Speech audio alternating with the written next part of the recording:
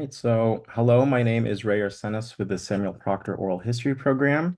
Today is Tuesday, September 17th, 2024, and I'm on Zoom today with Charles Grapski. So could you please introduce yourself and yeah. Well, I'm Charles Grapski. You know me from my reputation at the University of Florida.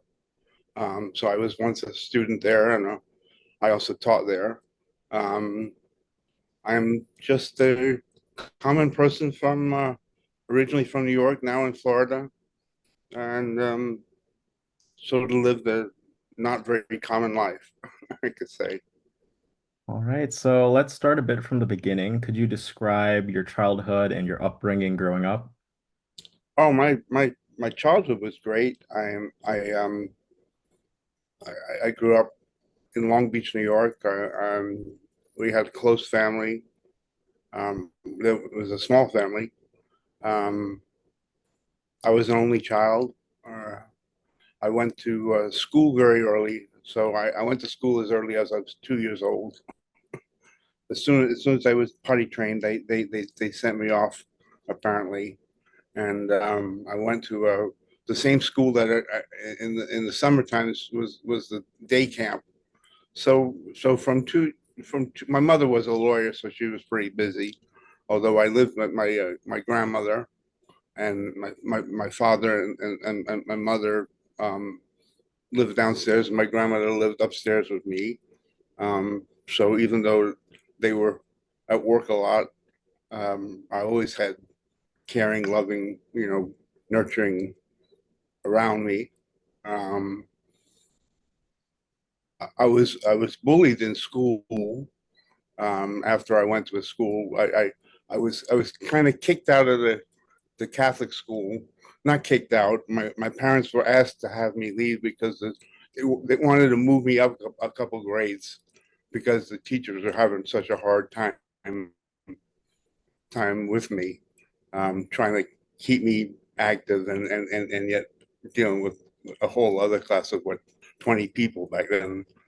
Um, but so I went to a school in a neighboring town, and that whole school hated me. So I didn't have any friends at that school. But I learned how to stand up for one person and stand up for myself, stand up for others um, through that experience.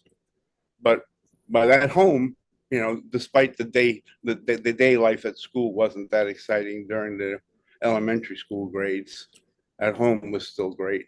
And I played ice hockey. I played ice hockey a lot. I played 7, 8 hours a day at least, and that's where my real life was at the time. And I grew up not wanting anything to do with politics or the law. I grew up. My family was a political family. In that my father was on the county commission of Nassau County, which was the only Republican machine government out there in history. The Nassau County government. My city was incorporated in order to be out of the Republican dominated county, and it was mostly during my life it was Democrat dominated.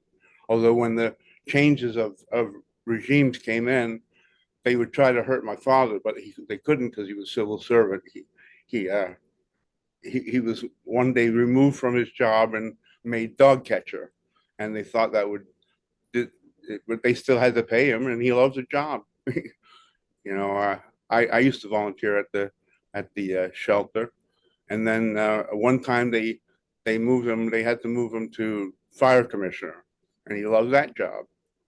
But in time, he was brought back when the political winds changed. He was brought back to supervise the highway department, which is where he retired from. Um, my mother was a lawyer, one of two women graduating from Fordham University back then, summa cum laude. And she did general practice and just a little bit of everything. My father and her, and her went to the same high school. I don't know how much they knew each other in high school, but they definitely knew each other in the local Democratic Party back then. They used to have. I mean, this is when politics, party politics, was a different world than today.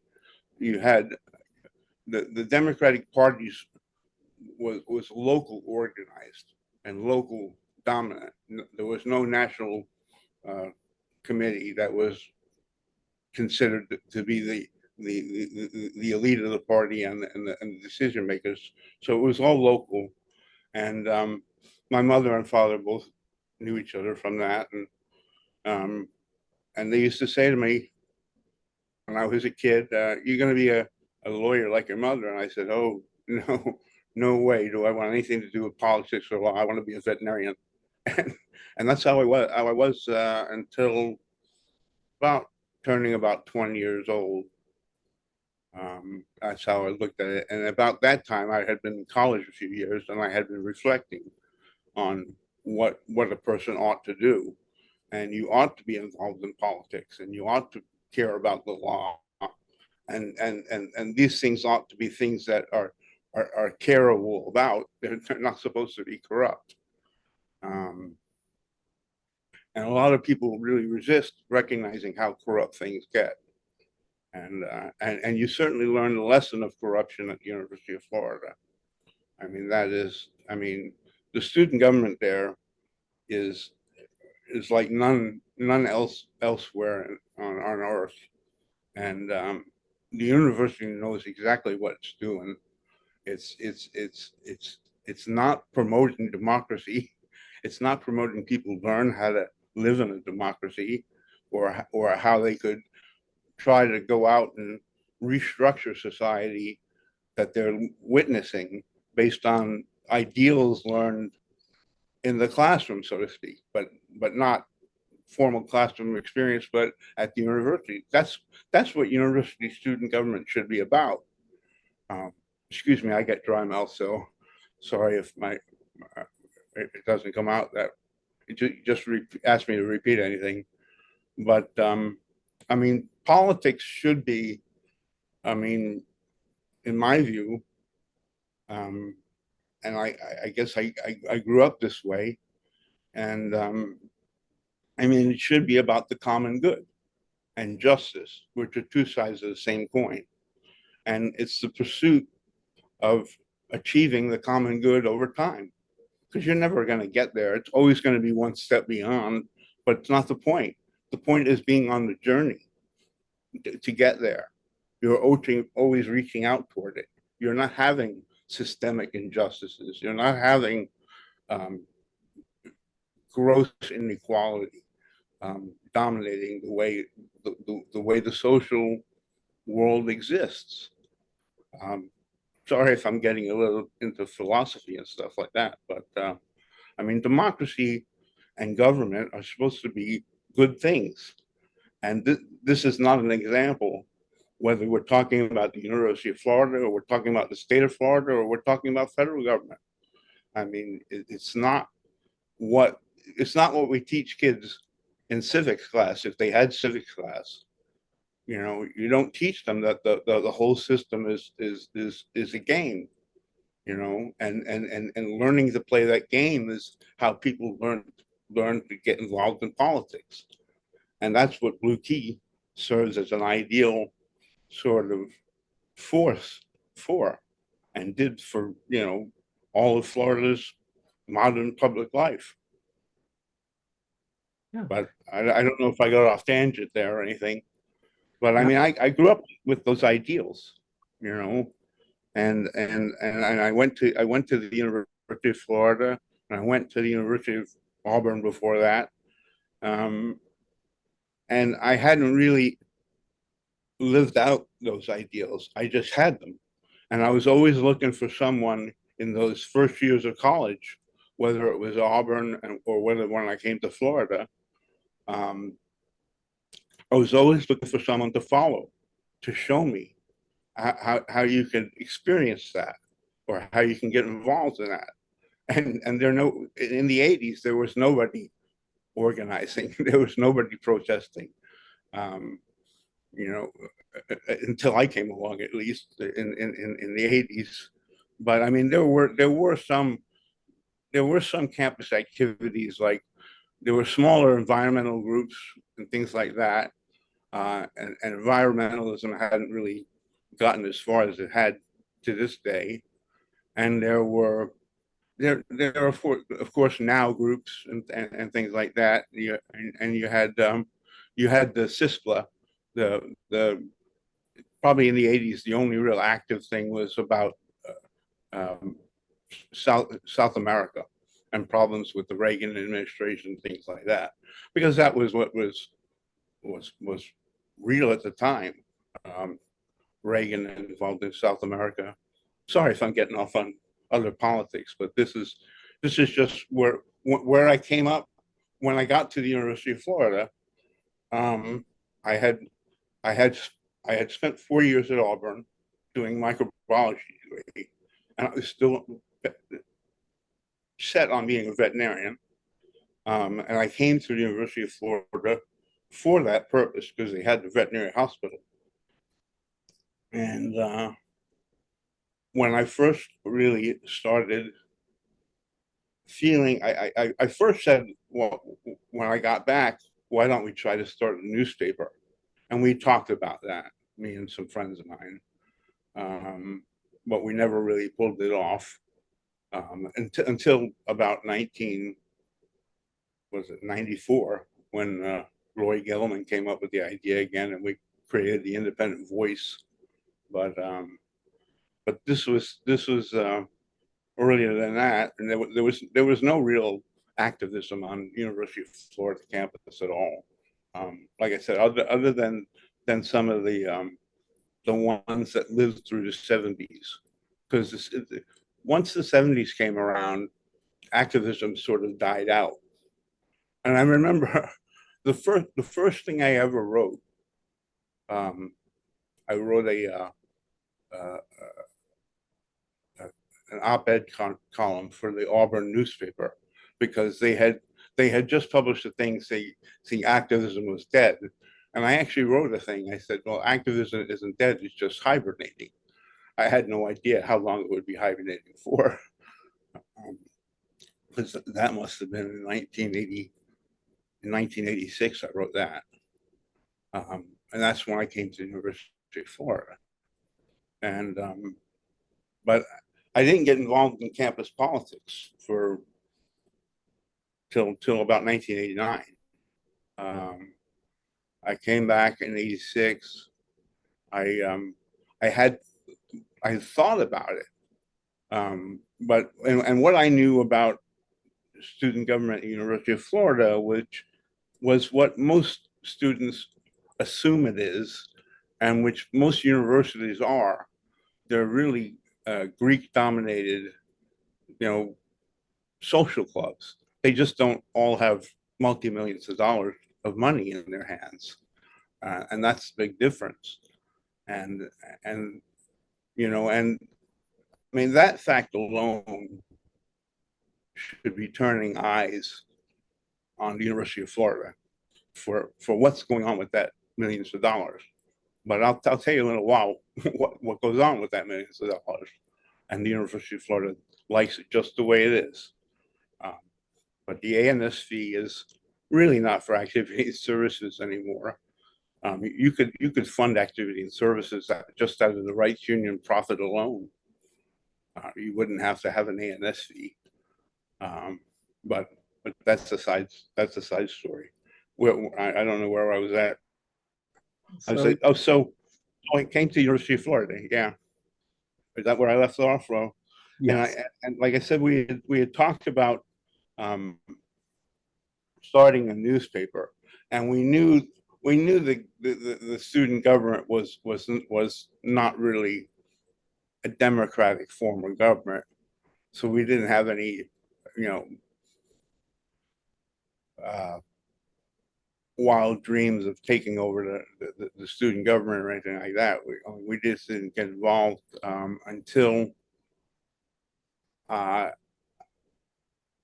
I introduced. I actually it's now a very political chapter on campus, but it used to be the non-fraternity on campus, TEAC. I introduced the people who wound up taking over and making it big into the Blue Key system and all that was Kevin Mayhew, who was actually the guy who ran for student body president the year they defamed me. That was the campaign that put out the defamatory flyers. But sorry if I'm wandering all over the place. I mean, you just started me off on little different tangents. No worries. So what got you interested in starting a newspaper at the University of Florida? Oh well, like I had been of the view that, and this was when journalism still had a reputation. I had been of the view that one of the biggest things that was lacking in America and lacking on college campuses were newspapers that actually did look into politics and looked into it seriously. And you got to understand that I used to sit there and I used to say I wish there was more about politics on the news because those people are not. I used to say this. Now I regret ever saying that because they do the wrong kind of politics. But I mean, there used to be no interest in politics. No, nobody was interested in politics, and I don't. I think that's for people of further generations ahead. I mean, that's an important thing to understand is that by the mid 70s, activism had dried up on college campuses. I mean, it was absent. People wanted their BMW. They didn't really care about what was going on in student government. But then again, they didn't know that they were paying all this millions of dollars to student government to spend for them, and it's not being spent for them. I mean, you've uncovered a lot of the internal Blue Key people um, doing it, but the university is just as complicit. I mean, if you've ever, do you know where the hub is? Yes. Do they still call it the hub? Okay. When I got to the University of Florida in the 80s, the hub was a bookstore, and it's where the registrar's office used to be. But if you go look down by the windows in the corners at the sort of foundation like corners, you'll see a plaque like commemorating it to the students who built it as their union annex. It never saw the day of being a union annex one day. It became university property, and the students paid for it, and the students paid for the upkeep of it, and the university just exploited that. And over time, that's become worse and worse and worse. But if you go back all the way to the days when you've done your history of the University of Florida, and you look to the university was always coming up with schemes to just survive. I mean, this was not exactly the money state, and it wasn't the education state. But the University of Florida, you know, football and all that, it literally became a business at the University of Florida for beneficial. Well, beneficial is not the right word. For well thought means to keep the university going. But if you look to the kind of thing that it created over time, it's just a house to house a big football business. That's one thing. The University of Florida doesn't really benefit student wise by other than for academic. I mean, for athletic fun. Watching the games. Um, that's fun. That's part of being a University of Florida, graduate. But but the amount of money that's going into that compared to the amount of money that the university spends on education it's just horrendous. If when you look at things like that, sports, you look at how much per education dollar is going to going toward teachers, it's very little. Um, things like this is what student government is supposed to be asking questions about. And but with a blue key sort of run system, almost unchallengeable for 100 years. And that's systemic. It's not for the lack of trying. They know it's systemic. It's always going to be like that, and they prove it. Like you start challenging them, and then they create, winner take all off campus seats, and make it impossible. The very thing that caused the Constitution to have been changed in 1968 in the first place, and outlawing those things that had been the focus of national litigation with Baker v. Carr and all that. I mean, this is just, it's what I came to find when I really started to get to know the student government there is, at first I knew it was just a corrupt, Greek system thing. Um, I, I I then learned how the blue key ran through the Greek system because, like I said, I had gotten Teak involved, and Teak first tried to get me involved. This is even before I'd done anything with the newspaper or anything like that. But some of the people that I was talking about the newspaper, we sort of got involved and hung out with the Teak fraternity, which was the unfraternity at the time. I can't stress that more. I mean, it did not want to be involved in student government and blue key, although its alumni had been. But one day I said, well, me and Tim, this other guy, we were going to go and we were going to see if we could run for office. And so one of the guys from the house says, oh, well, even better. All you have to do is you go here to the Phi Kappa Tau house, and you meet with a guy named Pat Syracuse, and you tell him which fraternity you're with, and he'll get your name and stuff, and then he'll give you a seat. And that's how it worked. And so I said, that's how it works. So I went to witness this, and I had nothing. I didn't want anything to do with it.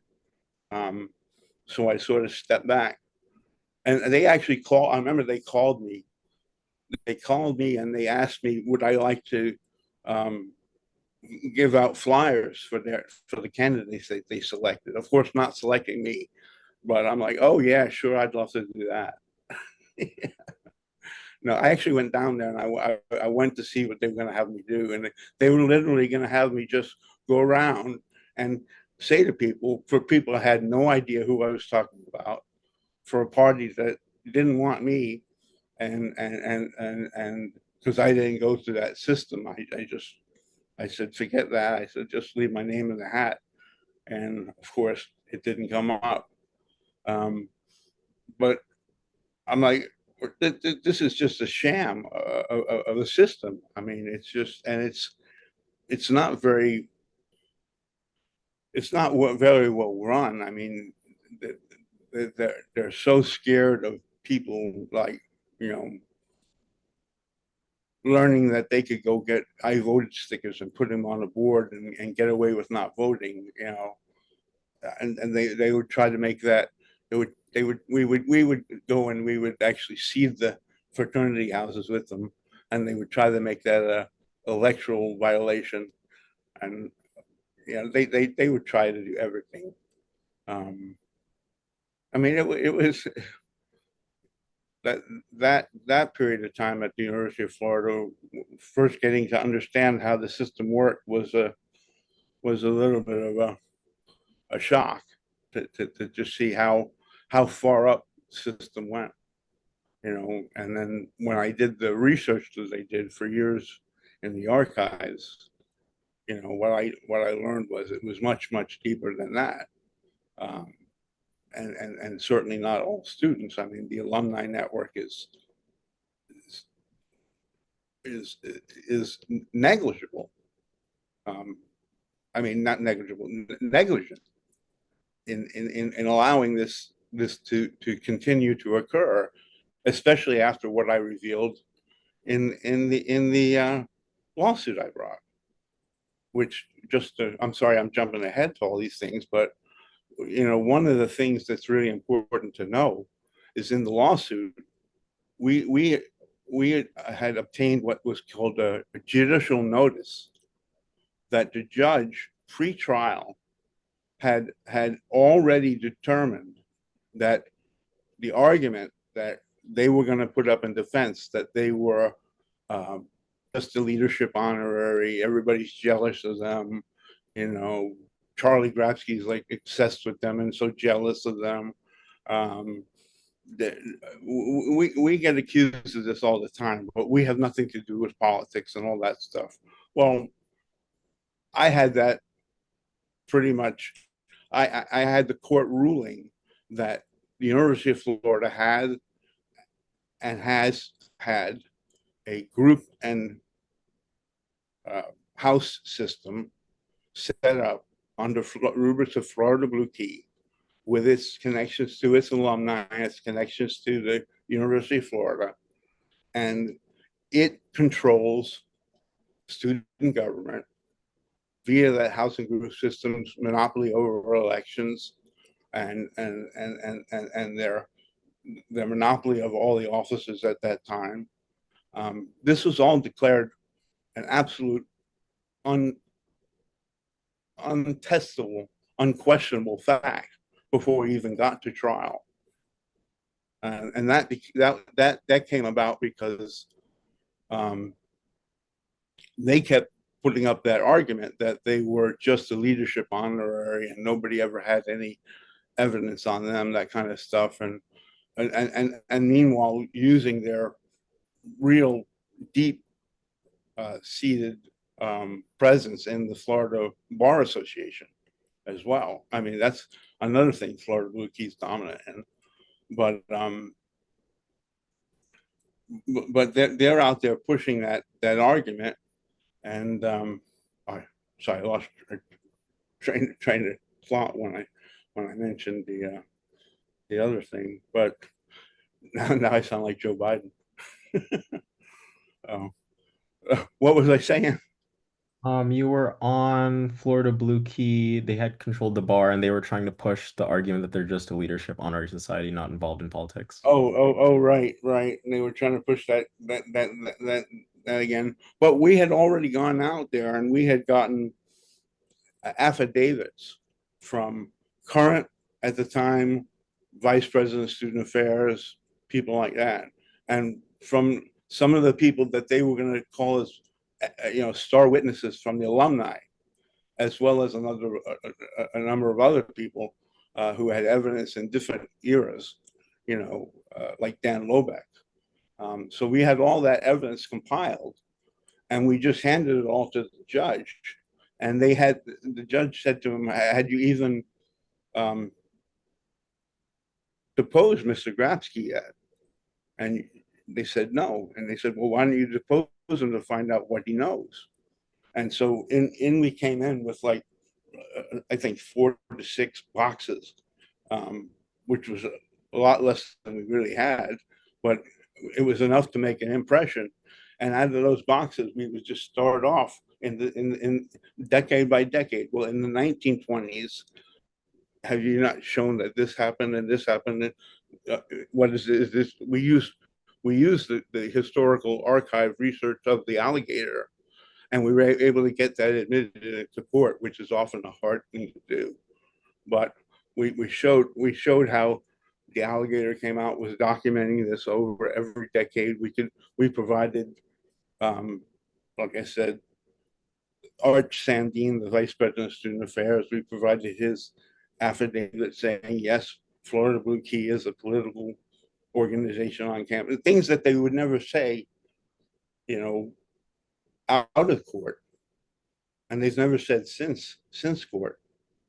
But but this should be a weight hanging over them, making the university know that someday it's going to be liable for someone really getting hurt.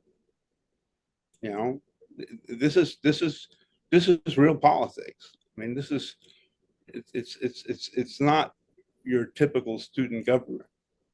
You know, like and like I said, I found that out real quick.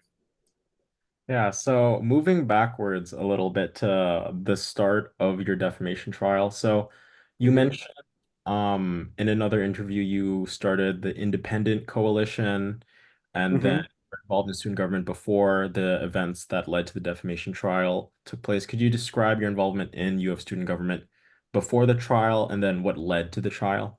Sure, sure. I mean, um, I got involved with student government ultimately because I got involved with the Chinese democracy movement. And putting that aside, but I just happened to meet somebody over the internet at that time. When we're talking about internet, there was no World Wide Web. There was just Unix code and programs. But we had gotten out word over the internet that we were getting involved with Tiananmen Square. And I just happened to meet a guy that was the independent leader of the student government at the University of Florida via that long about way. And he said, "Where are you at?" And I said, "I'm at the University of Florida." And then he asked me, "Well, why haven't I ever got involved in student government?" And he took me out for a meal. And I told him the whole story I told you about what I learned about it. And then he said, "Well, why don't you try going about this way?" Now, he was also, his name is Juan Vitale. He was the independent leader of the student government before I was. He just passed away. Um, but Juan Juan was a blue key member, but an independent. I can't remember where he got his role in blue key from, but he was always a kind of he never liked the system, and he never really played the system, and he fought against the system, but really never by just trying to run for president himself when they wouldn't give it to him um, in 80 in 89, I think that was. But oh, geez, there's so many things pouring out. So I met Juan Vitale, and he said to me, in the summertime they have replacement seats, which of course I didn't know about. And he said, "I'm on the RNA committee, and why don't you apply for a replacement seat in the summer?" And I kept going back and going back and going back, and they kept finding ways to reject me and ways to reject me, and eventually they didn't have one, so they put me in. So that's how I got into the Senate the first time. Um, and then in the fall, there was supposed to be, you know, this. Yeah, you understand that Florida Blue Key used to run two parties each year, one against the other, and that only dissipated when there was a strong independent movement to counter that.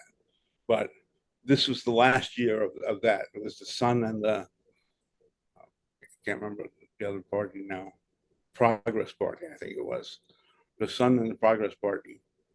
But the Sun was supposed to be this enlightened, you know, party that was going to, you know, take in independence and things like that uh, in order to have won over the election before. But everybody came to see that all the independents that were in there, including myself, I went through and I said, let me see if I apply to become a Sun senator. I just keep sitting in the seat I'm sitting in, and and so we all applied, including Kevin Mayhew, the guy who ran for president the year of my trial. or well, the year of my defamation. Um, None of us, of course, were picked to get in, and so what I formed was the independent coalition, and we didn't have time to form a party, so it was just anybody who was not given a seat was told continue to run, because most people would just back out, not knowing that they could run as independents. And so we got as many independents on the ballot as we could. We got a few people, and including myself, elected, and that scared the bejesus out of the Blue Key Party, because they're not supposed to lose any of these seats. Um, and So I got in, and then I became independent leader, and we gotten a good number in. Um, I can't remember how many, but um, it was enough to form a dynamic. Um, and because before that, there was, like I said, it was just the Sun Party versus the Progress Party, Blue Key 1 versus Blue Key 2. The loser Blue Key still had the names on the thing, but they all merged into the new Sun Party for the new election. I mean, it's all a facade. It's always been a facade. Um, but I don't know how I got how we came to down talking about that, but We were talking a bit about your involvement in the independent coalition, your oh, the time. first, right. The first independent coalition. So the next semester after that, I formally made independent student coalition, and we would run pretty much. We would not run um, executive heavy um, activities. We would run Senate based activities, and then there was always someone who wanted to run a campaign for president, and so we would join up with them, and we would pursue the electoral politics together that way. We also did things like bring courts to the Board of Masters, which was the former Supreme Court of the thing. When like I said, eventually we got to publish a newspaper. We would write articles. We would try and get op-ed work out there, just bringing attention to anything that would bring attention to what this thing is really like. Um, but we were just a pretty informal coalition. Um, and that lasted about a year as independent, and then we became the Independent Student Coalition, ISC, and that lasted till about the year I ran for president. I don't know what happened to it after that. Um, so we had the Independent Coalition, which was the informal one, just formed by sheer, we had no other choice. So let's try to bring all the independents together and see if we can get as many independents elected as possible. And it worked. And so that became the formal independent student coalition. And what we saw ourselves as actually bigger than just electoral politics. We saw ourselves as trying to come up with ideas beyond that box to also be involved with, to keep it a year-round effort. And that's another thing we did, is we didn't just stop at election time. I mean, we kept going to the student government meetings, and we kept speaking. Um, I mean, we would always use um, the beginning of the Senate meetings, the public speaking part. I unfortunately I'm the one who reduced the minutes down to 3, but it was supposed to be it was supposed to be an improvement.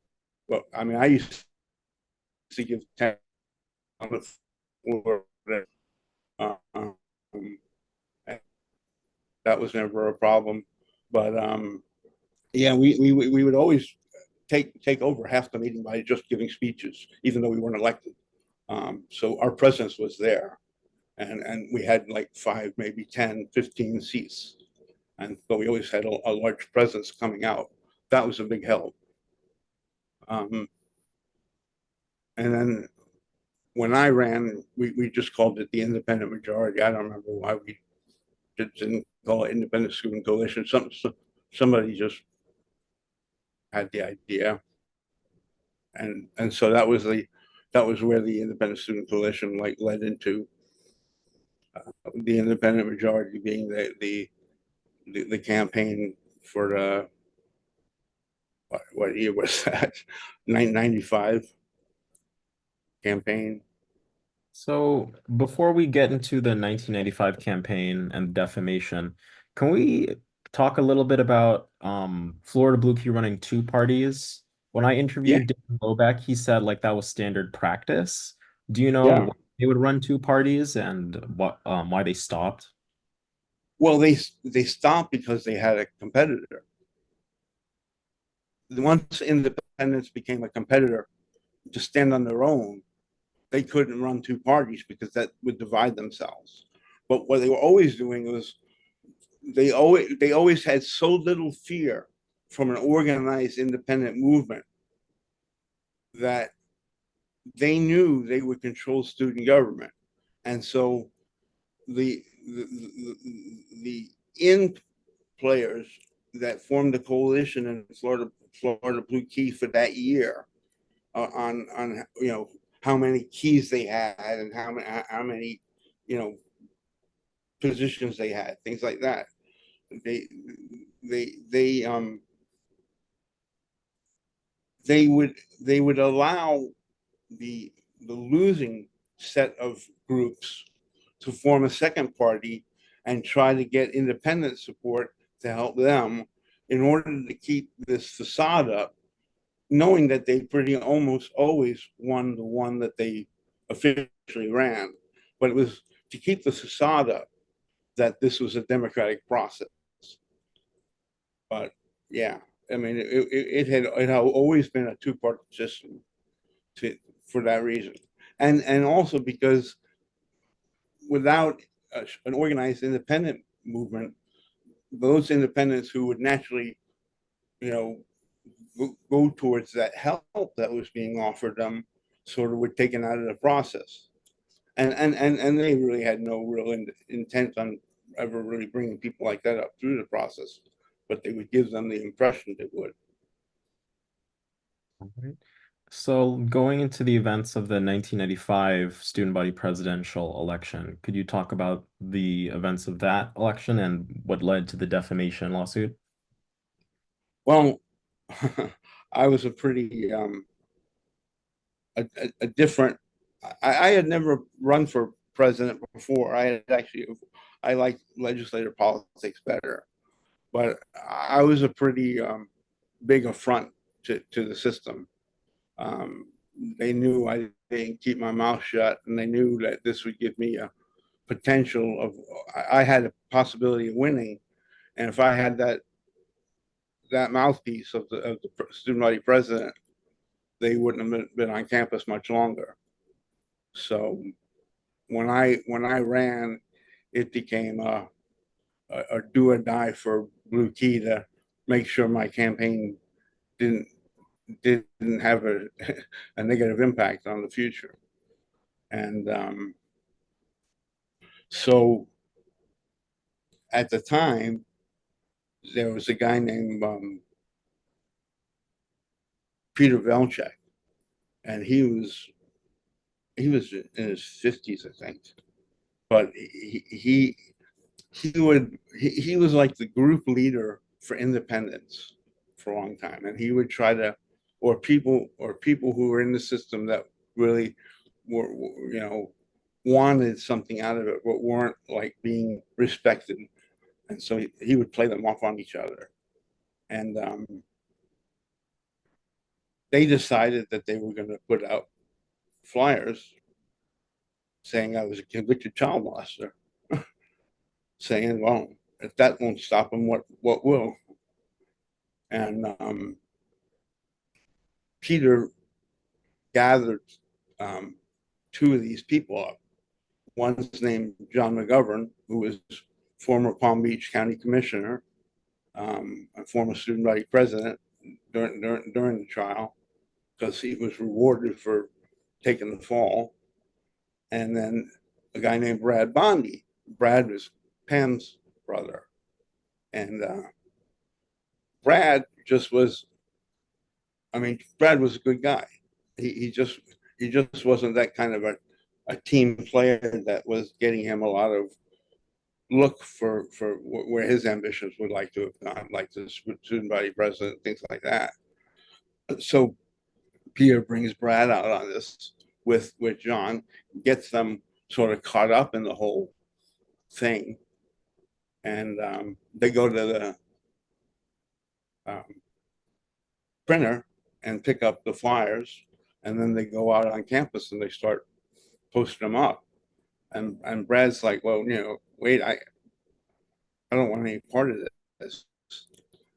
He left, and John McGovern stayed, but and John, oh, not John, Brad hinted at me a couple of times that he knew more, and he's like, well, who do I tell it to? And I told him tell it to the student, um, the dean of students, um, and so he did. And the dean of students did nothing. But the fact that someone came forward and told them that they were there when these blue key operatives went and put flyers all over campus saying I was a convicted child molester, like 2 days before the election. And yeah, the the dean of students did nothing, stayed silent. Um, that's that's when I say things are corrupt. I don't really want to. I don't want to taint anybody's bubble or something like that, but things are corrupt everywhere. Um, Hopefully not everywhere, everywhere, but in Florida, I mean, the university is corrupt, the courts are corrupt. Oh, it's unbelievable. So could you talk a Although, bit about what led to your lawsuit? what led to my lawsuit was, well, when they put up the flyers, um, they they needed to be responded to, but I didn't know what to do. But I I happened to have gone with the ISC, the Independent Student Coalition. We had like 20, maybe 12 to 20 people meeting with the vice president and the president of the university at the time, John Lombardi, and which I got the vice president to organize because Lombardi, like all the presidents, notoriously will not like try to let anybody from the opposition to Blue Key into their personal space. You know, they're very comfortable working with the Blue Key people. You know, they'll have them for little dinners and they'll give them awards and things like that. But the lawsuit began when we're in that meeting, and at the end of the meeting, we talked about 12 different issues about the libraries, about public records on campus, about all kinds of stuff. And the last one we got to is now, well, what about student government? You know, what are you going to do about this corrupt student government? You know it's corrupt. You know what's going on there. What are we going to do about it? And John Lombardi actually sat there and shocked all of us, really, who knew what he had just done. But he said to me, he says, "Well, I mean, have you exhausted all your options?" I said, "What else are we supposed to do? I mean, we've done everything but go to real court." And he says, "Well, what about that?" I said, "Well, where do we get a lawyer for that? Who's gonna take us up on that?" And he says, "Well, have you gone to the university's law school where there are professors who take cases like that like Joe Little, have you gone to Joe Little and have you asked him? And I said, immediately, I said to him, I said, are you saying that if I go to Joe Little today and I tell him that John Lombardi recommended me to come see him to bring a lawsuit about Florida Blue Keys control the student government, that you're going to say that you did that? And he sheepishly had to say, yeah. And within a couple hours, um, I was I was there with Pete Niederhausen. I don't think anybody else was there with us, but we were there and we were telling Joe about the whole problem, and he agreed. He said this is going to be a hard case to take because it's an education and it's this, there's all sorts of things like I mean, this is not going to be easy. A First Amendment or a civil rights case against the university on something like that certainly not going to be easy, but it's not necessarily unwinnable. Um, so he said, as long as you're willing to know going in, it's a long shot, he would take it. And then we would continue talking for a little bit, and then Pete pulled out the flyer that they put up, and he said, "Well, have you seen what they said about Charlie today?" And he read it, and he says, "Well," he said, "that's what you should be taking. You should be taking that case to court because it's a direct attack on your reputation. It's a pretty serious thing to defame someone with." And he said, "But it's also because it's about the dirty politics, which is what the courts would try to keep out of any First Amendment or anything like that claim.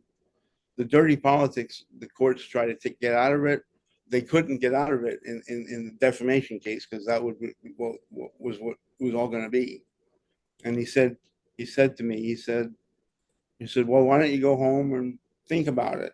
Because a defamation case is not an easy case to take, and it's not an easy case to win. But you also have to know that the normal defense is to attack the victim more." So he says, be aware of that. They're just going to try and attack you more. I said, fine. So I got home and I said, well, that's all the time I need. And we called Professor Little back, and he took the defamation case instead of the civil rights case because of how much we could get into the court system in terms of how bad the system was, So which was pretty good. you Huh? talked a bit about the court case earlier. So now that we're getting into the case, could you talk about their defense and what happened sort of during the verdict and during the trial? Their defense. Well, you got to remember who they are. They had three defenses. They had Blue Key's defense, John McGovern's defense. What a joke the way that was. And then we had Peter Velchek representing himself at first. So that was the defense. And all three of them were pretty much somebody else did it. And they had nothing to do with it. Um, and so in the first week, we had a running joke with the lawyers because Peter Velchek kept doing this during the whole pretrial process. He kept faking heart attacks and things like that to get out of things. Oh, my heart! Oh, my heart! And we said, well, how soon into the trial is he going to fake a heart attack? Well, within the first week of trial, he's getting up and he's representing himself, and he's representing himself to Brad Bondi as a witness on the stand. And he goes, when we went out that night, did I really, and something as stupid as that? And so, I mean, he just really stepped into it. And so the next day, sure enough, he doesn't appear in court. And then they get a call that he's having a heart attack, and he's on the street having a heart attack. And so we severed him from the trial, and he thought that was going to be the end of it for him. That's why we had another trial in what 1991, I think what it was, but not 1991, 2001. Uh, but yeah, I mean that. Yeah, one thing I have to say about the lawsuit is, you know, looking back, it's very rare that we the courts are such in Florida that it is so hard to get a victory against a government entity or a state entity, or especially a university. Um, we really lucked out. I gained too much faith in the system after winning that lawsuit. Um, but the courts are so bad in Florida, especially in Alachua County. But uh, but yeah, what else would you like to know about the trial? Yeah, so how did the The, verdict eventually come about? And I oh remember you mentioned someone like had a deal where you would drop something in exchange for testimony. oh yeah, there was another person who was originally cited on the case, and that was he was a Blue Key member who wasn't very active in politics, but he did like take stuff in the office and things like that. Um, and they got him to uh, create copies of the false arrest thing and things like that in the Blue Key offices, which is kind of funny. He did it with the Blue Key equipment, Blue Key offices, and he's doing it. And he admits to all that. So the theory that McGovern's attorney and and uh, Velchek, they're going to blame it on, oh, it wasn't Blue Key in the Blue Key office that, you know, we didn't do it. He did it in the ODK office, on an ODK computer, and he's the real guilty person. And so that became, until Velchek had said that one thing and got himself out of the, that had become the original defense. So that fell apart. Um, and they had to admit, see, they couldn't argue it wasn't defamatory. They had to admit right from the start it was defamatory and just argue it wasn't them. But we just had too much evidence on our side, and they had their original strategy, which they pronounced this was, they're going to bring all these key alumni and bigwigs. And you see, we had basically already gotten to those key alumni and bigwigs, and they didn't want to have anything to do with it. We had already gotten a lot of them in affidavits. And Joe did this case real. I mean, technically, it was incredibly the kind of work he got done through the law, getting us that judicial notice was a massive thing. I mean, we still had to overcome. I mean, he had to argue the case law that was used for the Klan and breaking into the Ku Klux Klan and getting them held accountable for stuff they did. He had to mirror a lot of that to get this case to to actually get to trial. Yeah. Could you talk a bit about the verdict, and the aftermath and what you did after the trial? Wow, the verdict was pretty powerful. I mean, it only took them 4 hours, uh, and they came back, and we only asked for $150,000,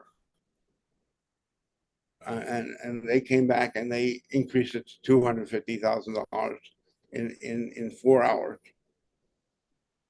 and that was a pretty slam dunk case. I mean, I wish we had the jury we had the second time where they came back with millions, but still, it wasn't about the money.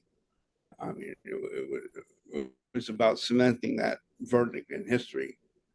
Um, and that's the real shame is that the university knows there's been a court ruling stating this, and I don't know how they convince these incoming presidents to just turn a blind eye.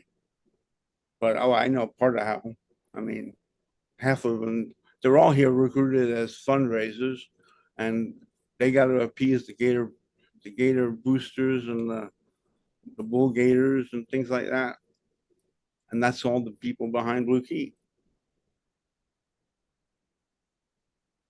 So, what So, else? what did you do, or well, what was the fallout of the verdict? What happened to Florida Blue Key, and what did you do afterwards? And how did you come back to UF as a professor? I was already in England at the time. I was flying back for the trials, and the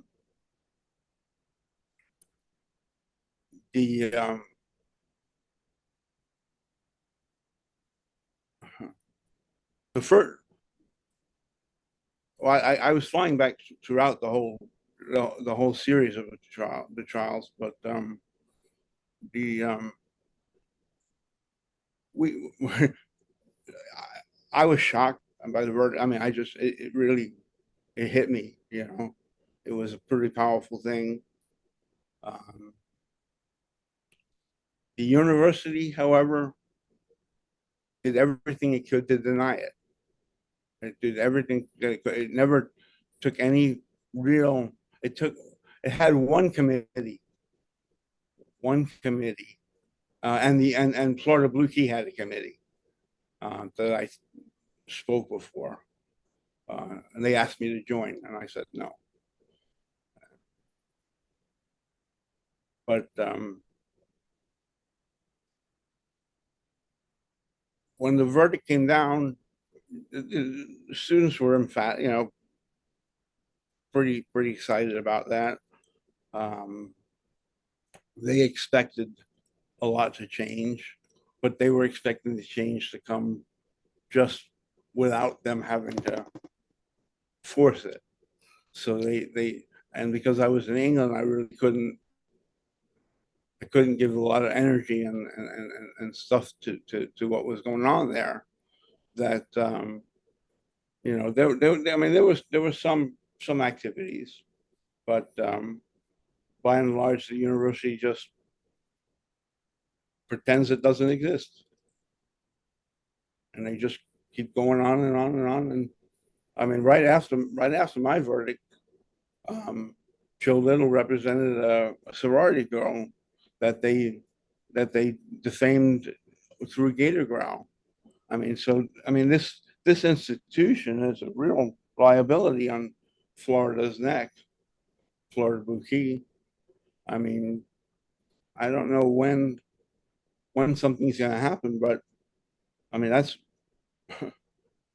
one day.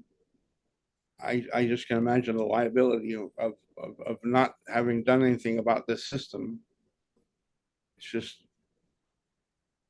I mean, how many millions of dollars? I mean, how many millions of dollars they have now in the yearly budget? Too many. They receive at You least a know? couple 100,000 through Gator Girl subsidies. Oh, the Blue Key. Oh, Yeah. I was talking about Florida. I mean, I was just talking about University of Florida. How many ANSG dollars are there now? Oh, millions. I can look it up. Definitely like maybe tens of millions, something like that. Yeah, I remember when it was a lot smaller, but even still it was outrageous. And but like I said, where's all that money going to? I mean, does the University of Florida have the greatest activities and services? And why are you still paying a fee if the budget, I mean, who needs an activity and service fee that's that many millions of dollars? It's not going to activities and services. It's going to university. That's the way they like it. Like I said, look what uh, health and human fitness and the gyms, right? Who built the gyms? The students did. But why are they being the students being charged to like give graduate scholarships to the people who work in the gym? It's not. It's because it's a function of the college, and the same thing with the theater in the Rights Union. That's the theater department, and we keep subsidizing all this stuff. And yet, I mean, the ANS fee is set. It's a statutorily established fee, government fee, which is attached to a contract that it's to be distributed by a representative student government, and and in addition, the head of that student government will be on the board of trustees. Is that still the same? Is that still the same? Yes, the student body Yeah, president is on the yeah, board of trustees. yeah. So I mean, these are serious matters that should be like you go to court and you say this contract for all this stuff is not being this is a joke. It's not even being attempted. They are deliberately letting the student government be under the control of Florida Blue Key to prevent students from having a voice and a say, and to prevent having a critic in that role. I mean, that has a real negative impact on people's educational experience.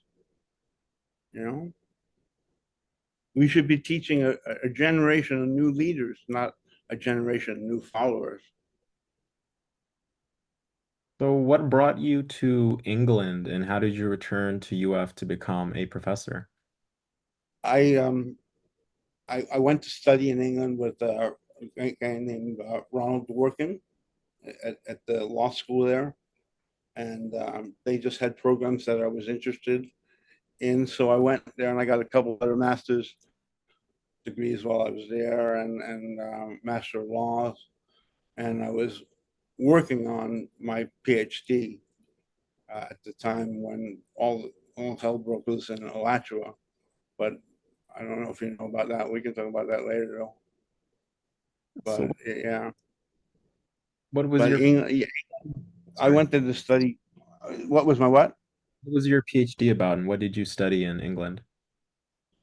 Well, the PhD in England was there. I had a PhD here that I was working on too, and that was about how the discipline of political science has created a myth of the Constitution, and has adopted instead um, what is a 19th century British model of the ideal constitution for England by uh, and and that became sort of standard for the American political science as it grew in the early generations, and that led to an emphasis on political parties and a two-party system. And I show how the two-party system is exactly what the Constitution was designed to prevent, or any party system, actually, but especially a two-party system. That would be the ideal contradiction to the U.S. Constitution. So I was arguing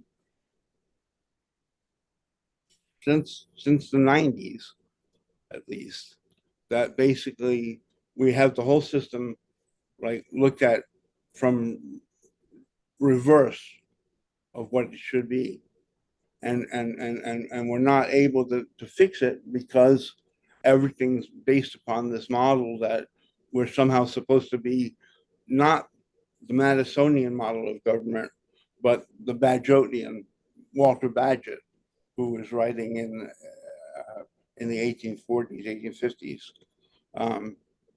He wrote a book called um, the English Constitution.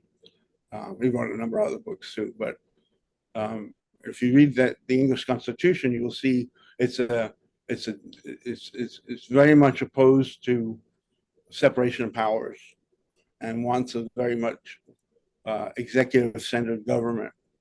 And reluctantly, he admits in political parties, although political parties were not something that was looked upon with much value by many people at the time. He was sort of semi approval of their merging into the process, but and so you had people from, oh, let's say, definitely, but by the turn of the century there was a lot of uh, early scholarly work in political science, and it comes at a time that there were a lot of views, and um, it's not something that's sort of like uh, an unbiased source of our understanding of politics, um, and so a lot of that has never been challenged. And I was writing about challenging all that. Unfortunately, I lost all my writings when the stuff in Alachua happened, but people keep telling me to write them again, and maybe one day. Right now, I just want to take a break and travel a while, and then I might get back to writing again and have rewrite what I left off. But I mean, all you have to do to understand how much political parties, and especially the two-party system, are antithetical to the American way of life in terms of politics is you just read Madison's 10th Federalist. I mean, he says it's the mortal disease that all forms of government have succumbed to, factionalism. And people are on the TV now and they're saying, why is it so factionalized? Why are people so, against each other? Why is there so much hatred? Why is there, you know, why isn't there any coming together? Well, this system's not designed to come together. This system is designed to do exactly what it's producing, and it's doing it, and it's killing society. And that's sort of what I got involved in student government, having just begun thinking about, and I learned through my involvement in student government, which is contrary to a lot of people's view of political of student government when from political science departments. But I mean, facing all the different angles of corruption. I mean, there's corruption where there's like a evil intent involved, and then there's corruption like a hard drive. There's no evil intent. The system just gets broken, and oftentimes because of things that we're trying to do to fix things, it becomes even worse. So there's two types of corruption, and we're facing a system replete with both. Whether you're talking about UF student government, University of Florida administration, or Gainesville, Alachua, uh, you name it. That's one thing I would tell people to be aware of is that it's pretty corrupt out there. I mean, it doesn't mean don't try. You got to try because there are those few times where things get through, um, which I can tell you about a court case that was like that from Alachua later. But um, where I don't, yeah, I don't want to like jump ahead. Yeah. So what brought you back to the States and back? Oh, what brought me back? Stupidity. Um, I miss my family, and I thought I was going to finish both of my dissertations at that time, and I had taken some time off for it, and then I made this stupid move to. I should have finished the stuff first, especially since I could have written pretty much anything. They kept on telling me whenever I wrote something, why don't I just turn that in, fluff it up, but fix it up in terms of style, and turn that in for your dissertation. But I was always a perfectionist. But the the decision to come back was, I mean, I couldn't afford living in London anymore. I mean, I was there for 4 years. Um, but I also wanted to get back and finish the other dissertation, and I thought I was going to be able to just finish it in a year. And like I said, until I stepped foot in Alachua when I ran for the House of Representatives. But that's a number of years down the road. All right. So when you came back to the States, were you involved in any advocacy or what did you become employed at the University of Florida? And what was that process like following the lawsuit? Oh, well, no problem. I mean, yeah, there were presidents that tried to do get rid of me, but my department was pretty good about bringing me in, um, and they knew what they were dealing with, and they put up with it, which was pretty good. Um, in fact, some of my earliest students, they tried to run student government again. It was Ryan Berlanger, I think, was the presidential candidate at that time. Uh,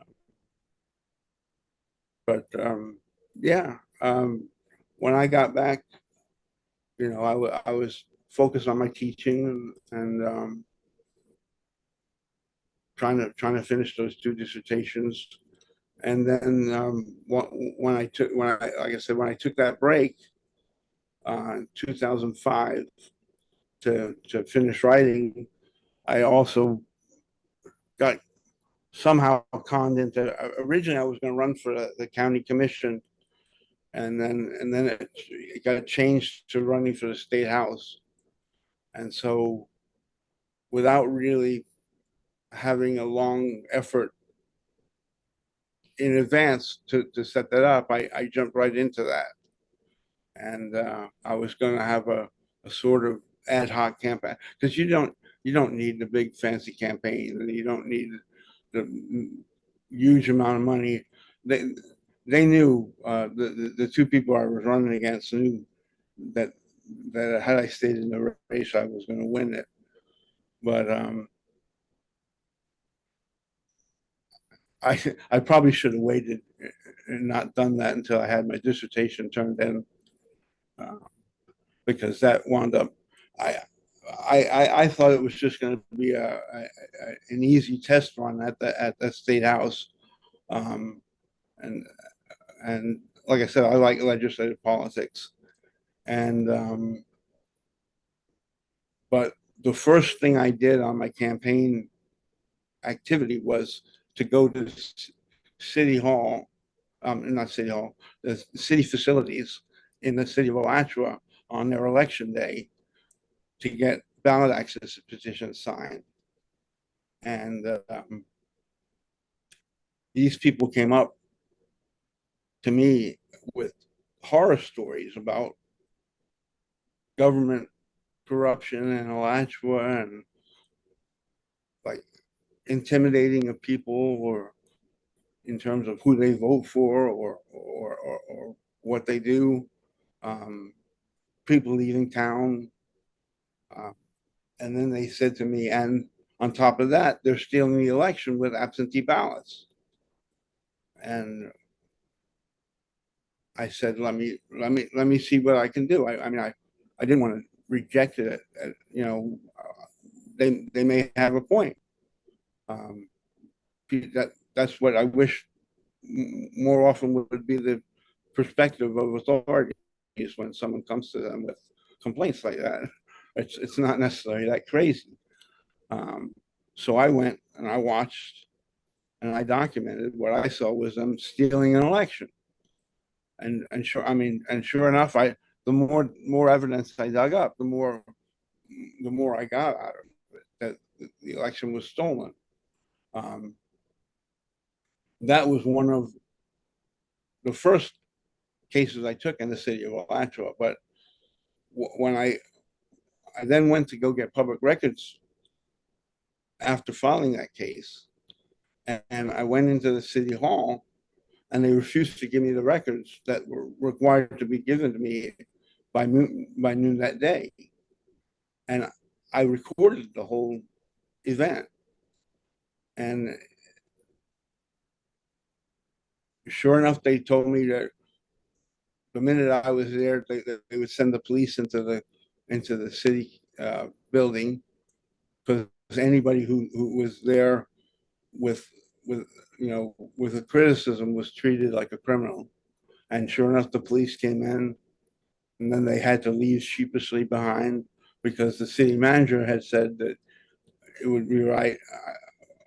Put me in his office, wait till I get there. So we sat in his office with the audio recorder right in the middle of the table on, bright red light. It was quite obvious. They knew about it. They told everybody about it. And he comes in and he sits down and he starts talking with us. And at one point he says, I see you have an audio recorder.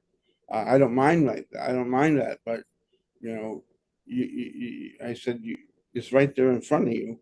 You've seen it. You've known about it since you've been in here. He says, well, I don't mind that. I just like to consent to being recorded. I said, well, effectively, there's no requirement to consent to record a public official doing public business. So, um, make a long story short, he basically tells me, come back Monday to look at the absentee ballot stuff that I was requesting to see. And over the weekend, he starts hounding me, give me a copy of the recording that you made of me without my consent. Like, I made a copy with your knowledge and consent and without even need for it. So I said, I don't think I'm giving you any copy of it. And so I'm sitting there from about 10 a.m. till about noon, going through every absentee ballot envelope. Not absentee ballot. He thought I was going to count the absentee ballots and see that they all added up to the number he said. Oh, and he said, because he was also on the city canvassing board, and technically was the city supervisor of elections, which he deferred to his assistant to run.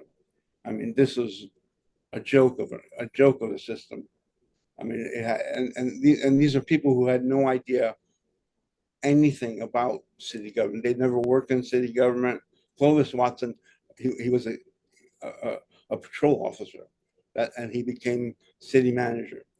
And oh well, I don't want to get too far into that, but I mean, it's another level of what you learn. The more you go out there and you test it. I mean, all I would do is bring in public records requests. And I would do this at the University of Florida too, and I would do this I taught people how to do this. I would bring in public records requests to answer questions that I had about government claims or government programs. And they would refuse to give me the documents, which of course would start off a whole chain of events. But if the public records law were appreciated and used, it's the biggest weapon you have in your toolbox right now. and you should really wield it well and keep it safe, because they're trying to they keep trying to neuter the public records law every year. Every year it becomes more and more, you know, cited towards the public agency has a right not to give it to you. Uh, but I'm sorry, I got into the public records aspect of that. But that is something that I think that you really should learn a lot about in the state of Florida, but it's also applicable in every other state, just about, just slight variations on the laws.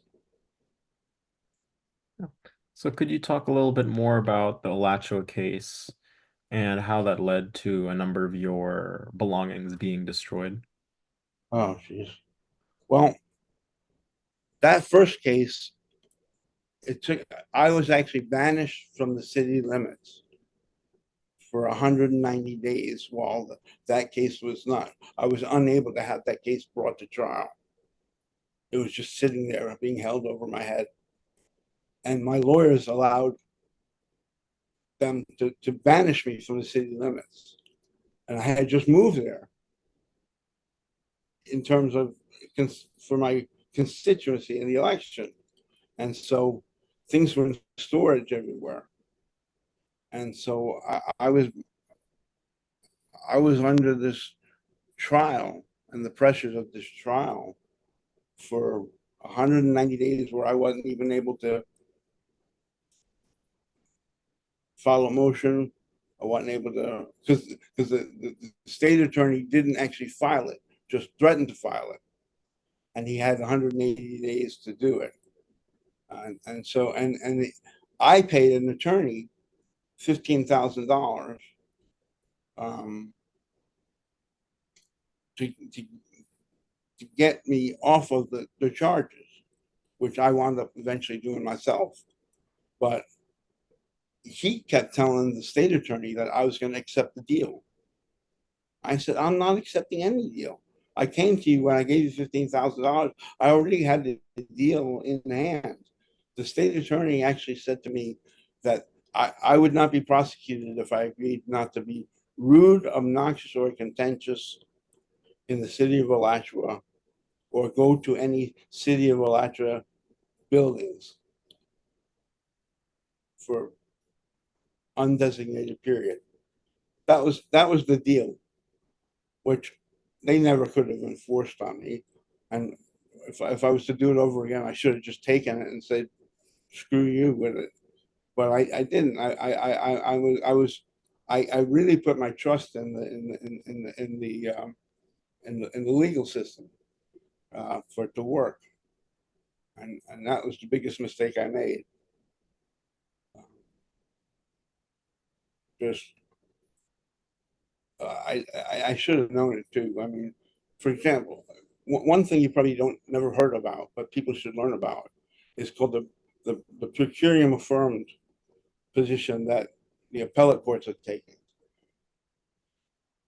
Per curiam affirmed is when the appellate court takes a case that's been brought to on appeal and doesn't write an opinion about it and lets the ruling stand, but without ever giving the person due process of law as to overturning the position that their particular matter fell in. And so the first time I ever learned about that was when I sued Bernie Manchin, president of the University of Florida, for public records. And I had him dead I asked for records by day, and I asked for records by subject matter, and he replied with responses that didn't have all the records I knew existed. And so I had him dead at rights as refusing to produce the records because I had a copy of the record, which I got from a attachment to another record I gotten from the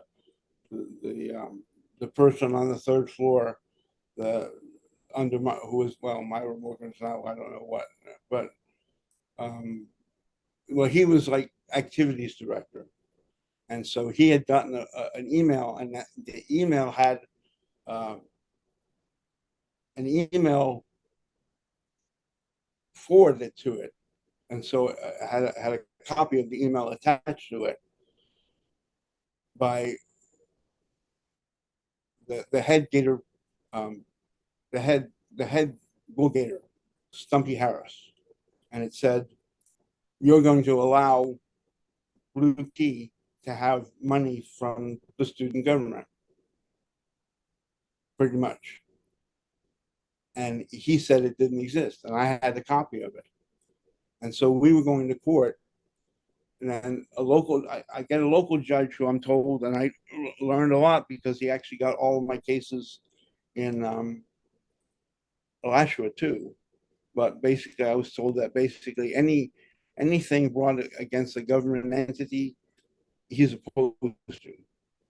And sure enough, that's what it was. So even though I had evidence that the document existed, and even though I had evidence that the policy of the University of Florida president was to destroy public records, emails, because he didn't agree with the law. And instead, the judge allowed him not to appear, the vice president of student affairs to appear as if it was the president, to, to say that he did things according to law, which she has no direct firsthand knowledge of to begin with. I mean, this was just a mockery of a court case. So he never shows up at court, and then he finds he actually says that I'm not entitled as a citizen to use the public records cases, the public records law, as a hammer against government. And I'm like, it is supposed to be used as a hammer against government corruption. I mean, that's exactly what it's supposed to be used against. And so that case went to the appellate court, even though we had them. I mean, there was just no way you could dismiss this case, you know. And they give what's called a per curiam affirmed. And that was the first time I had ever heard of that. And that means that you're not allowed to go back to the Supreme Court of Florida. You never get past the appellate court because they don't give a ruling. And the Supreme Court says without a ruling, we have nothing to argue against. It's a nice little judicial sleight of hand, but it's going on, and nobody is raising a ruckus about it. It was used in every case we brought in the lecture except for one, and that one is pretty significant because I brought a number of cases, especially under public records law, against Alachua. And one of the cases, well,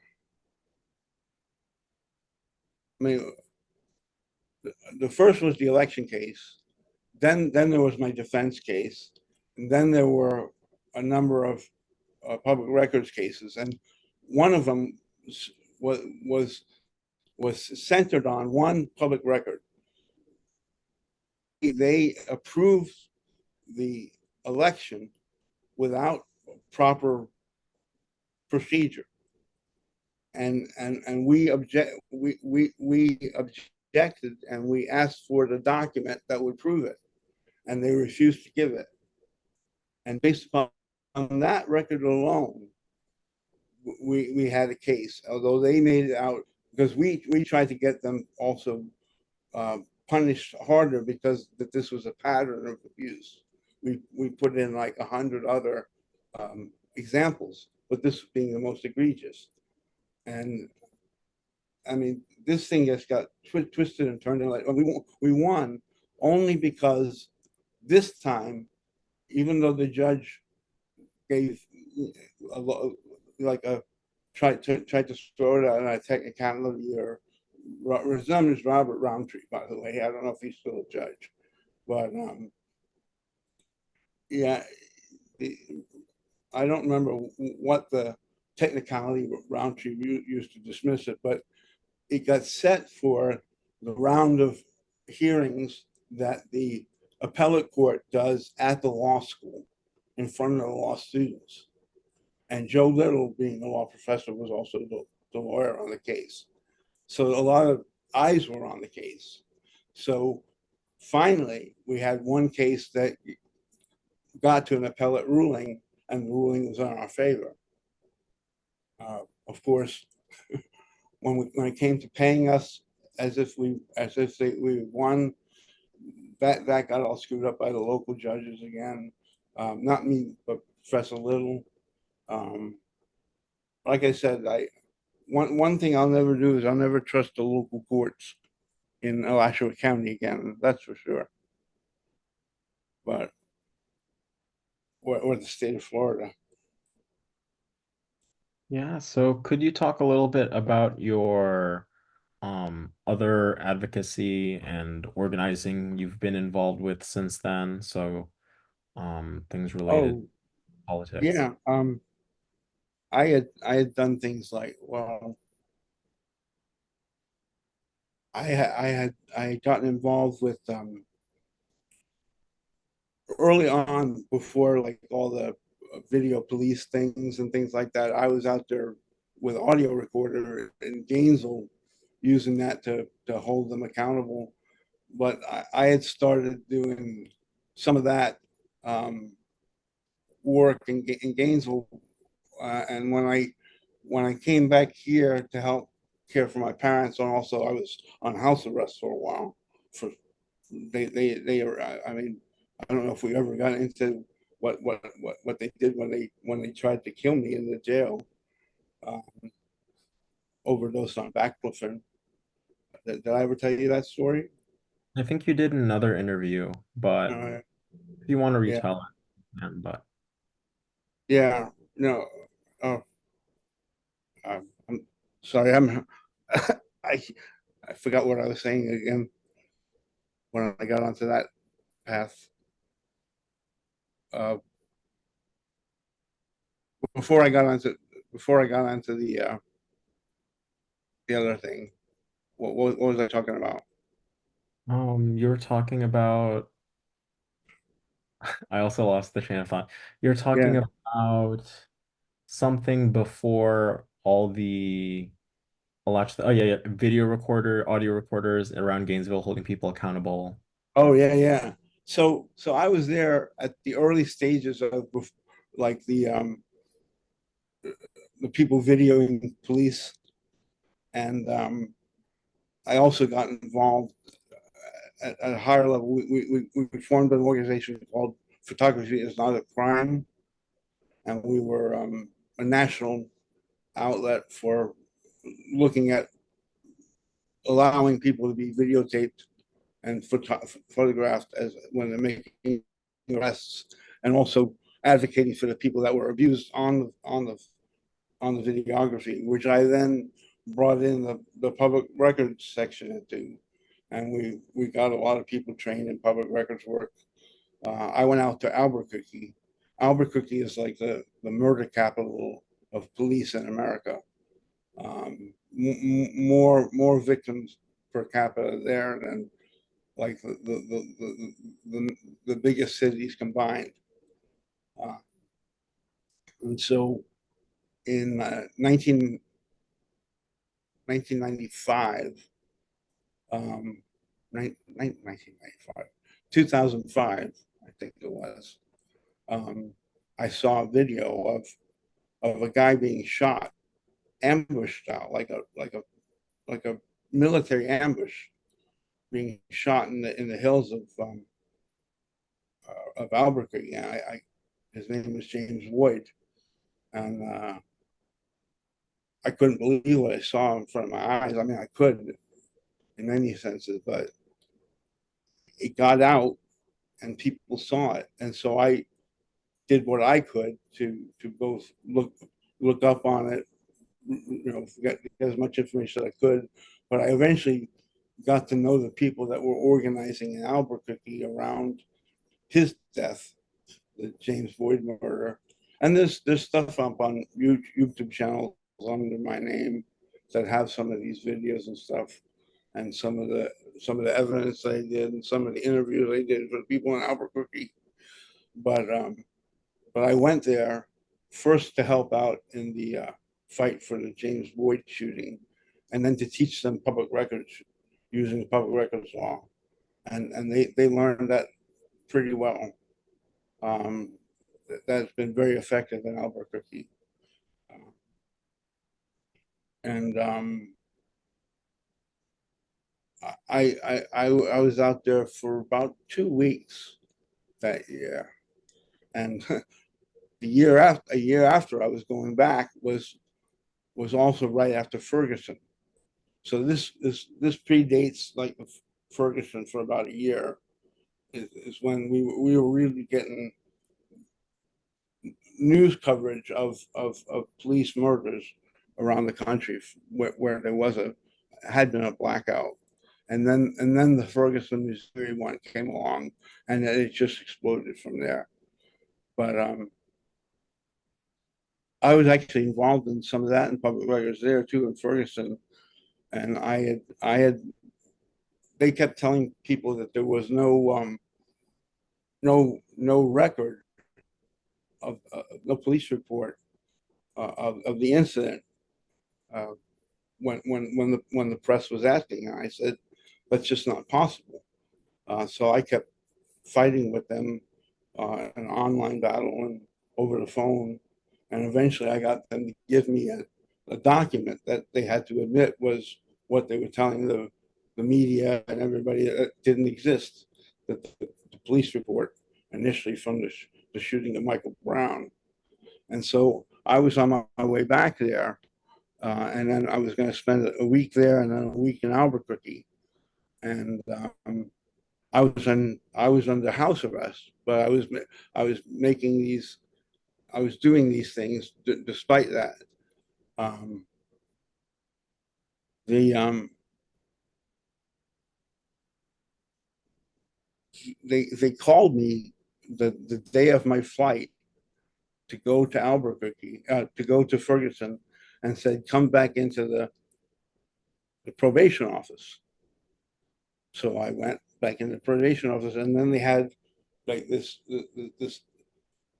armada of people like just confronting me, and they weren't letting me go. That's what they were saying. I said I got permission to go. You know, it turns out that the people from Albuquerque and the people from um, one conservative group that was pro police got got to the probation office, and they're like, "Well, we're not letting you go." And so I'm like, "Well, fuck this," and I was just done with it. I didn't want any I didn't want to give any credibility to it. I just walked out the door and I said, "That's," while I'm talking to Joe Little on the phone, and I said, "I'm sitting in the car with my father, still talking to Joe Little," and next thing I know, there's a thump on the glass, and it's the head of the SWAT team, and they called the SWAT team out to try and arrest me. The head of the SWAT team says he's got nothing to arrest me for. So then they said they heard me say the word suicide, which is a tactic they use, which they then go and I'm like, why would I tell my lawyer I'm going to commit suicide and go sit in my father's car and talk to him about all this? I mean, so what they use is that they Baker Act you, and so they take you into custody, and they put you not into a jail cell, but into a behavioral. All these places are nightmares, but and they hold you there, and they can only hold you for 72 hours. But that got them to keep me from going to Ferguson and back to Albuquerque. So I never really finished the stuff that I started there. But I mean, you can look online on some really there are some long and detailed videos, but they're broken into like segments that you can look at. But if you want to see stories of people whose kids were taken from them by police shootings, and I mean these are not like somebody who was shooting at police and got shot back by them. But one guy in his backyard is attacked and shot in the back. And I have this like must be 2 hour long video interview of him, his two parents, um, on how that whole thing transpired. And I mean, really worth taking a look at. And then you'll start to see, understand why I keep saying it's just, it's the amount of corruption out there is just incredible. Yeah, could you talk a little bit about your work during Occupy Wall Street?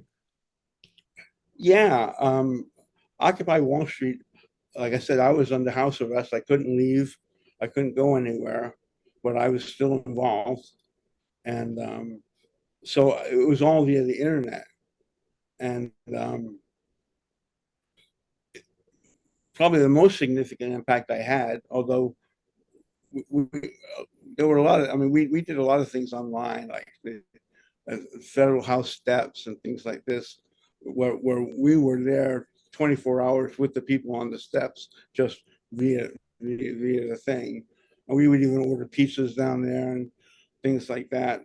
But the first thing that was going on with Occupy Wall Street is there was a media blackout on it.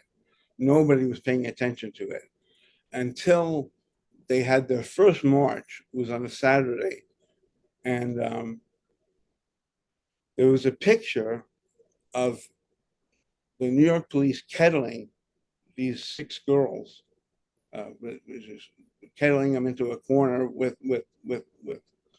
um, you know, barriers, and then a guy coming and pepper spraying one in the face, and that got the first blip of anything on a weekend night, on a Friday night, I think it was. No, on a Saturday night, the night of it, it came on like um, two very left leaning shows at the time. Okay, why can't I think of his name now? Oh well, and that was it. It was just a blip, and but I studied the video and I was gathering all the videos up, and what I found was I got evidence of they actually pepper sprayed all them. This one officer came walking down the block, pepper spraying other people, including pepper spraying some um, uh, journalists who were just trying to make their way down the block. And I was able to demonstrate this in video with multi camera angles and things like that I had gathered from the thing and worked on at home. And I got it to the New York Times and I got it to Guardian, and they broke the sort of blackout on Occupy Wall Street. Really, then it became even bigger when the about a week later the Brooklyn Bridge incident happened. But by then it was all over the news. I don't know, how old you were during that period of time, but I mean it for a period of about 6 months, it was pretty much everything going on there until it just sort of died off. But that that officer, um, his name was Tony Baloney, and the funniest thing was Jon Stewart and the Daily Show were actually pretty significant back then. And Jon Stewart actually took my video compilation and put it into a pretty lengthy skit that he did on Officer Tony Baloney and the pepper spray. It was funny as hell, but at least it was my contribution to some of that. I mean, I got involved with other things like the federal hall office protests, what I could offer in terms of communicating back and forth with people, and then local in Gainesville, I was there, there for them and supported them. There was one big incident that I got it covered by the Guardian when they arrested a couple people at, at the downtown plaza at the Freedom Rock, um, and and they arrested Bo Diddley's son. It was like Bo Diddley Square was supposed to be dedicated to First Amendment, and so we at least got that into the newspaper for what was going on with Occupy Gainesville. I had a little bit of impact there, even though I was down here. Um, but certainly, at the beginning, I was there for them in terms of talking via Facebook and things like that. Um, Other things I did with Occupy Wall Street. I did another video of the kettling the girls of another girl that got picked up that the Ron Kuby, the the renowned First Amendment attorney, he took a case and used that video segment that I did of her, try and get her, because she was being not she wasn't pepper sprayed, she was being like beaten, just sitting there on the side of the road. Um, but I was able to get like five or six different camera angles and put them all together to demonstrate from start to finish how it all transpired, and so that helped out that way. So I helped out in a lot of different ways, and like I said, even just getting pizza for people. Uh, there's a friend of mine out in the Pacific West Coast. She and I used to stay up all night with the guys on the steps of the hall or steps of other protests. And like I said, we would often get them pizzas in the middle of the night. So little bit, a little bit of all levels of experience with Occupy. Yeah, it was sad to see Occupy sort of fizzle out like that. But I warned them, you're not going to get that. You're not going to be able to put that back together if you let it slip away for the winter. Is But there, I'm sorry. so go ahead. But Is there anything else you've been involved with since then? And what have you been up to recently, if you're interested in well, sharing? sure. My father suffered a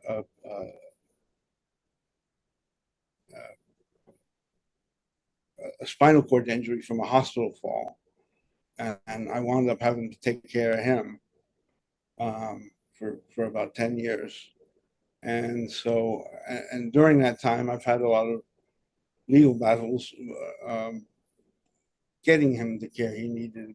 He passed away last year, uh, but for 8 9 years, I kept him going, and I had to. They arrested me in his hospital room one time for refusing to let them discharge him when he wasn't ready to be discharged, and proving that that hospital was engaged in Medicare fraud, um, which is why they when I called and reported it, they came down and they tried me trespassed. Of course, they didn't have the right to have me trespassed at the time, and I'm right now in the middle of um, that litigation still pending from that many years ago. Yeah, on the on the hospital and on the police. So I know we're going to the Supreme Court right now because they're trying to tell me that there is no right to sue a police officer for false arrest in Florida, and that's just not true. And I proved it was false arrest. Like I said, I have the whole thing's on video. Again, you can find a lot of these videos still out there on my YouTube channels or just regular YouTube searches. Um, but I was just gonna say, but oh, I lost my train of thought again. Sorry, I'm really having a bad day at that. I apologize for that. No worries, no worries. Um, is there, so going back to your time at the University of Florida, what do you think about sort of your legacy? Since then, you mentioned a number of your students have attempted to run in student government. Oh Is there yeah. anything you would have done differently? How do you think, looking back, like you really made an impact? Well, I've made an impact in a lot of places. I know that. And yeah, have I made enough impact is the problem, you know. But hopefully in time people will get to know the work of the past and put it to put it to the new work of the present and hopefully be able to do something about it. Um, because it's a crime what's going on at the University of Florida. This should not be allowed to be happening, and it really impacts people's lives um, into the future. Uh, I know a lot of people who you know were young and naive and really wanted gung ho with learning to be involved in civic action as a person, and after years at university said I just can't do it anymore. You know, I've seen that happen to people. I've seen people do the exact opposite. I've seen them just persevere anyway, uh, which is sort of what I did. Um, I mean, if the University of Florida is a good school, one thing, it's a good school of finding out how corruption works, because what you think is a, a parody of the real world more and more starts coming to look like the real world. Um, there's so much of this is just I used to want to believe it wasn't that way. I used to want to believe it wasn't that way. Uh, that's why I never would take a deal in the court cases I was involved in. So one question I've always had is this conversation has revolved around public records law, and I know Mhm. that the people who spearheaded public records and transparency in government were blue keys like Bob Graham, Ruben Askew, Lawton Chiles. Why do you think these sort of blue key Democrat governors sort of champion transparency and anti-corruption, despite the fact they were blue keys? I've always been curious about that and was wondering your take. Well, I would have to look at those in the individuals themselves because they were all above blue key in their public lives. You know, they benefited by blue key as kids, but they were not the ladder climb. They were already climbing the ladder. They didn't need blue key to help them get there, um, but they certainly used blue key. Uh, but I think it's more those particular individuals themselves, uh, and what they showed despite blue key. I mean, Lawton Childs is well known to have. I don't know if you've ever seen the quote, but you know, say anything but Florida politics. It was so dirty. He said, he would talk about spying in the opposite people's apartments, things like that. Yeah, I mean these people were probably this is an old generation, you know, Lawton Childs especially, but Bob Graham. Um, yeah, he never really was. He wasn't like one of these big blue key power players. Although all of his kids are in blue key, uh, they're nice enough people. Um, Ruben Askew, I'm trying to remember the history I studied about him. I'm trying to just remember what role he played in the in the Sunshine Laws. That might have just been Graham that I'm thinking of. I know Askew was Um, like one of those big three blue key governors, though. oh, okay. Yeah. All right. Yeah. I mean, some people Blue Key has graduated or were quality representatives.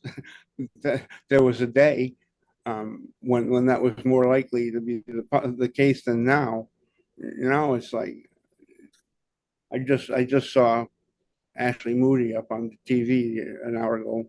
I didn't I didn't need to see that. She was Blue Key president during the trial. Yeah, And Nikki Fried, current chair of the Democratic Party, is a blue key. yeah. Oh, I know. I'm friends with Nikki. Oh. Um, oh yeah, I wouldn't say I'm too friendly with Nikki. I'm friendly with Nikki, and I'm friends, Mhm. not chums, but I'm friends with Nikki. Yeah, I've called on her to try to do things when she was in office. Yeah, Did she do any of them? probably not. Some of the little things I asked her to do, she did. But All right. Is there anything we didn't cover in this oral history that you think you want to talk about? it's just like I said. I mean, I'm willing to talk to you about anything in my life experience and University of Florida. I hope um I hope I wasn't too scattered. I so many things coming at me at once there. Um, you're welcome to ask me any questions anytime. I'm happy to talk about it. Of course. Thank you so much for your time. I Yeah, mean, it's always the opportunity for another interview. Um, yeah. And if you get a chance, have you ever watched the sort of documentary that Tom Miller did I have not on yet, but I the have beginning heard. of you heard of it? Yeah. On one of my YouTube channels. It's there under Corrupt America episode one. Okay. Yeah. I'll So look into take a it. look. Yeah. All All right. Of right. Yeah. And ask me anything anytime. course. Thank you so much.